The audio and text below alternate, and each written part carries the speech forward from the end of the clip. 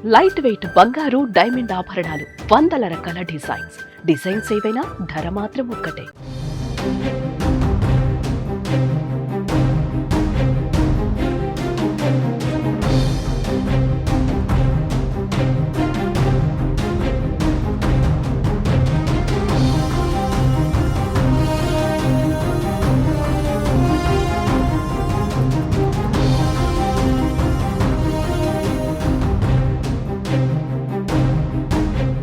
ఏపీలో పేదలకు కూటమి ప్రభుత్వం మరో గుడ్ న్యూస్ చెప్పింది. గ్రామాల్లో 3 సెంట్లు, పట్టణాలలో 2 సెంట్ల చొప్పున మంజూరుకు ప్రతిపాదనలు తయారవుతున్నాయి.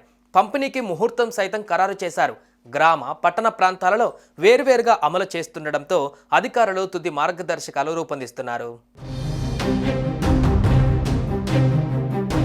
గ్రామాల్లో 3 సెంట్లు, పట్టణాలలో 2 సెంట్ల చొప్పున మంజూరుకు ప్రతిపాదనలు సిద్ధం చేయాలని సీఎం చంద్రబాబు ఇప్పటికే ఆదేశించారు. భూమి లభ్యత లేని పట్టణ ప్రాంతాలలో G+3 విధానంలో టిడ్కో గృహాలు నిర్మిద్దామని స్పష్టం చేశారు.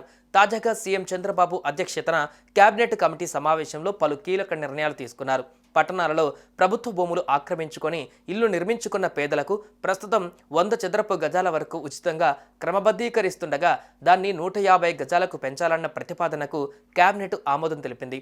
అదనంగా 150, 300 గజాల వరకు రిజిస్ట్రేషన్ ఛార్జీలలో కొంత వెసులుబాటు ఇవ్వాలని మంత్రిమండలి సమావేశం నిర్ణయించింది. మరోవైపు ఇళ్ల స్థలాల పంపిణీకి సంబంధించి ప్రభుత్వం త్వరలోనే గైడ్ లైన్స్ ను ఖరారు చేయనుంది. స్థలాల కేటాయింపులో బీపీఎల్ రేఖకు దిగువన ఉన్న నిరుపేదలకు ప్రాధాన్యం ఇవ్వనున్నారు. వారి తర్వాత పేదలకు స్థలాలు మంజూరు చేయనున్నారు. తెలుగు సంవత్సరం ఉగాది నుంచి ఇళ్ల పట్టాల మంజూరు ప్రారంభించి నిరంతరం కొనసాగించే అవకాశం ఉన్నట్లు సమాచారం.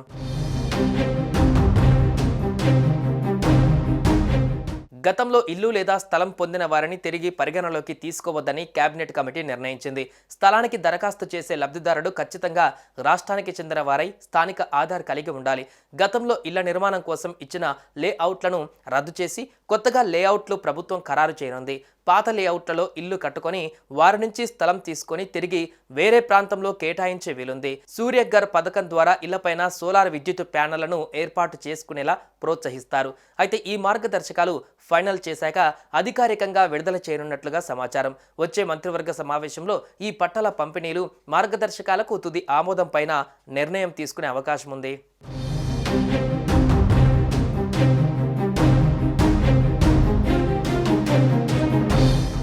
సుమన్ టీవీలో మీ పర్సనల్ అండ్ బిజినెస్ ప్రమోషన్స్ కోసం కింది నెంబర్కి కాంటాక్ట్ చేయండి.